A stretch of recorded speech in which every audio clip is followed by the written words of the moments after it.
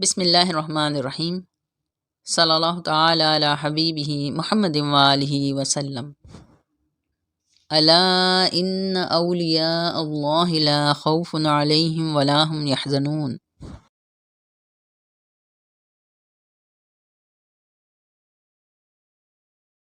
قرآن مجید میں اللہ تعالی ارشاد فرماتا ہے، حامیم، اور قسم ہے اس روشن کتاب کی، بے شک ہم نے اسے ایک بابرکت رات میں اتارا ہے، بے شک ہم تنبیہ کرنے والے ہیں۔ اس برکت والی رات میں ہر حکمت والے کام کا جدا جدا فیصلہ کر دیا جاتا ہے۔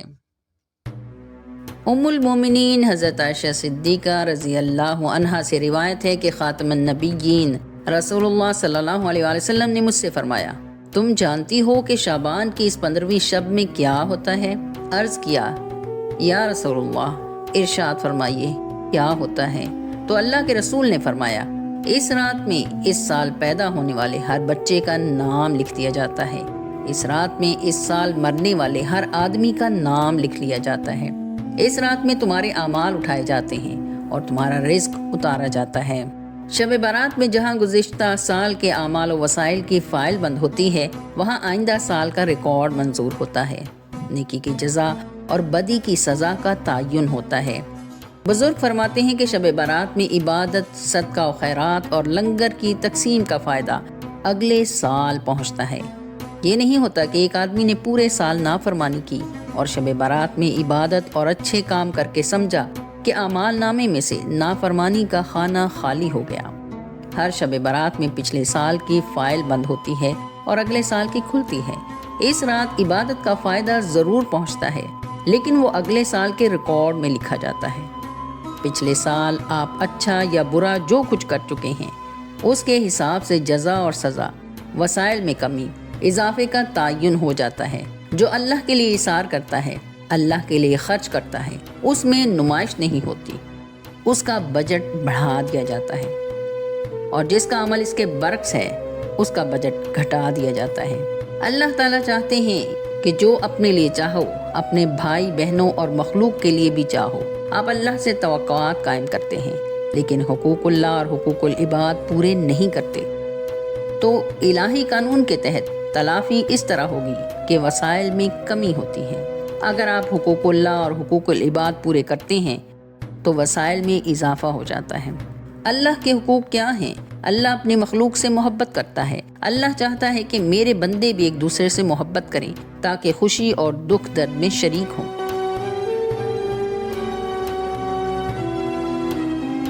کسی جگہ کھانے پینے کی ضرورت ہے، آپ نے حسب استطاعت لوگوں کو کھانا کھلایا، یا اللہ کی محبت میں اپنے بھائی بہنوں کی خدمت کی، اللہ نے اس امر کو قبول فرمایا اور خدمت انعام بن گئی۔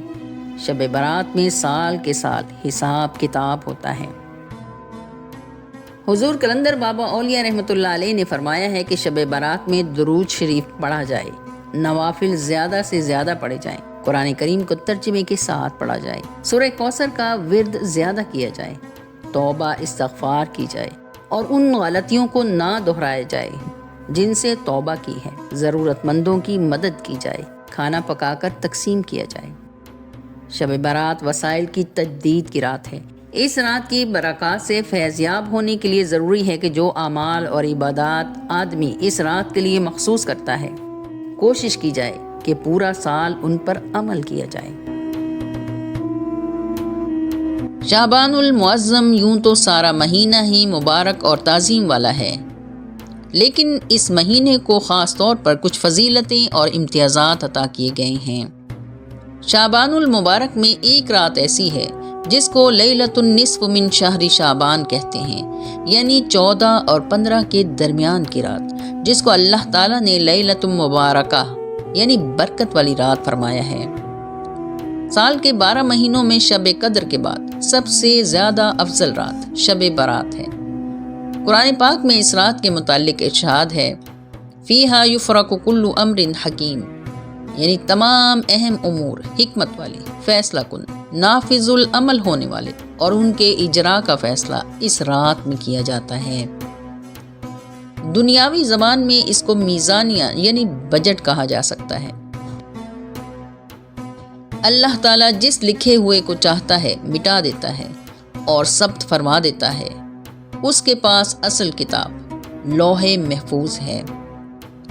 اگر اللہ کے ہاں رد و بدل، کمی بیشی کا امکان نہ ہوتا تو یہ رات بتائی ہی نہ جاتی۔ اس رات میں اللہ تعالیٰ فرماتا ہے کوئی مجھ سے مغفرت مانگنے والا تو معاف کر دوں، ہے کوئی مجھ سے رزق مانگنے والا تو رزق میں وسعت عطا کر دوں، ہے کوئی سوال کرنے والا، اور اللہ تعالیٰ اپنی عطا اور سخا کے دامن کو پھیلاتا رہتا ہے۔ حضرت عطا بن یسار سے مروی ہے کہ جب 15 شعبان کی رات آتی ہے تو اللہ تعالیٰ ملک الموت کو اگلے سال یعنی شعبان سے شعبان تک کے موت و حیات کے امور نفاذ اور اجرا کے لیے ان کے سپرد فرما دیتے ہیں۔ بعض ذہنوں میں یہ خیال پیدا ہوتا ہے کہ اگر اس رات تقدیریں لکھی جاتی ہیں، اس رات رزق لکھا جاتا ہے، اس رات موت و حیات کے فیصلے ہوتے ہیں، اور اگر اس رات میں سب کچھ لکھا جاتا ہے تو پھر جو سب کچھ لوح محفوظ پر لکھ دیا گیا ہے پھر اس کا کیا معنی ہوا؟ اس کا جواب یہ ہے کہ اللہ کے علم میں تو سب کچھ پہلے سے ہی ہے، اور سب کچھ پہلے سے ہی اس کے علم میں ہونا اس کی لوح محفوظ ہے۔ اللہ تعالیٰ ایک جگہ ارشاد فرماتا ہے اور تم اللہ کی سنت میں ہرگز تبدیلی نہ پاؤ گے۔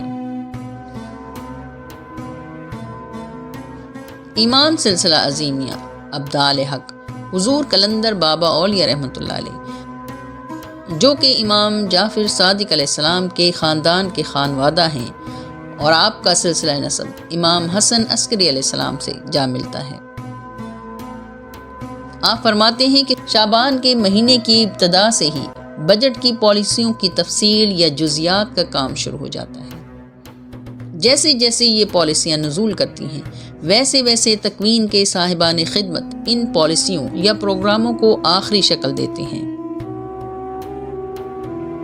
یہ پروگرام 30 سال پر مشتمل ہوتا ہے۔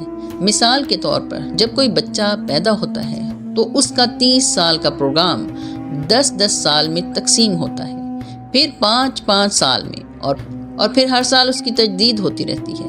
اس سالانہ تجدید میں وسائل میں کمی یا زیادتی ہوتی رہتی ہے۔ گویا شعبان کی 15ویں شب میں ہر فرد، قوم، ملک اور حکومت کی تقدیر کے فیصلے کیے جاتے ہیں۔ اہل باطن علماء فرماتے ہیں کہ اس دنیا اور دوسری تمام دنیاؤں میں 4 تکوینی شعبے کام کر رہے ہیں۔ نمبر 1 قانون، نمبر 2 علوم، نمبر 3 اجرام سماوی، نمبر 4 نظامت۔ ان چاروں شعبوں کے سربراہ 4 ابدال ہوتے ہیں۔ نظامت کے عہدے پر فائز ابدال کو ابدال حق اور صدر الصدور کہتے ہیں۔ امام سلسلہ عظیمیہ ابدال حق حضور کلندر بابا اولیاء رحمۃ اللہ علیہ اس وقت نظام تکوین میں صدر الصدور کے عہدے پر فائز ہیں۔ صدر الصدور کا مطلب کنٹرولر ہے۔ سربراہ سلسلہ عظیمیہ الشیخ خواجہ شمس الدین عظیمی صاحب فرماتے ہیں کہ کائنات میں زندگی کی حرکات و سکنات کو قائم رکھنے کے لیے وسائل کی پیدائش، وسائل کی فراہمی اور وسائل کی تقسیم کے نظام کو روحانیت کی زبان میں تکوین کہتے ہیں، اور دنیاوی زبان میں تکوین کے نظام کو ایڈمنسٹریشن بھی کہا جاتا ہے۔ جس طرح دنیاوی نظام میں ہر ادارے میں ایڈمنسٹریشن کا شعبہ ہوتا ہے، اسی طرح روحانیت میں تکوین کا شعبہ ہے۔ اللہ تعالیٰ نے اپنی پسند سے اس کائنات کو تخلیق کیا ہے، لہٰذا اس کائنات کو قائم رکھنے کے لیے لاشمار وسائل بھی فراہم کیے ہیں، اور اس طرح کیے ہیں کہ کائنات میں کوئی بھی مخلوق ان وسائل سے اگر نہ بھی فائدہ اٹھانا چاہے تب بھی وہ وسائل اس مخلوق کو فائدہ پہنچا رہے ہیں۔ یہ سب اللہ رب العالمین کا نظام ہے، اور اربوں کھربوں زمینوں پر جتنا بھی نظام چل رہا ہے، یہ نظام وہ لوگ چلا رہے ہیں جو اللہ کی دی ہوئی صلاحیتوں سے، اندر کے علم سے یعنی باطنی علم سے واقف ہیں، جو روح کے علم سے واقف ہیں۔ اللہ کے محبوب باعث تخلیق کائنات محمد رسول اللہ صلی اللہ علیہ وآلہ وسلم اس نظام تکوین کے سربراہ ہیں۔ نظام تکوین کے اس پروگرام میں اللہ کی منتخب کردہ برگزیدہ ہستیاں آپ صلی اللہ علیہ وسلم کے ماتحت اپنے فرائض سر انجام دیتی ہیں اور ان برگزیدہ بندوں کے ماتحت فرشتے کام کرتے ہیں، لیکن ان فرشتوں کو ذاتی اختیار حاصل نہیں ہوتا، بلکہ یہ تکوین کے لوگوں کی معاونت کرتے ہیں۔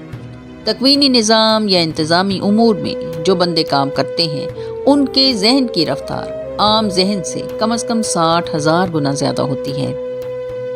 اس رات میں چونکہ بجٹ یعنی میزانیہ پیش ہوتا ہے، تو بجٹ کی تیاری پہلے سے شروع ہو جاتی ہے، تو اس لیے پہلے ہی اپنے اعمال بہتر کرنے کی کوشش کرنی چاہیے اور اس کی تیاری بھی پہلے کرنی چاہیے تاکہ ہمارے نیک اعمال اس میزانیہ میں شامل ہو سکیں۔ اللہ تعالی ہم سب کو اس رات کی برکتیں اور فضیلتیں سمیٹنے کی توفیق عطا فرمائے، آمین یا رب العالمین، آمین۔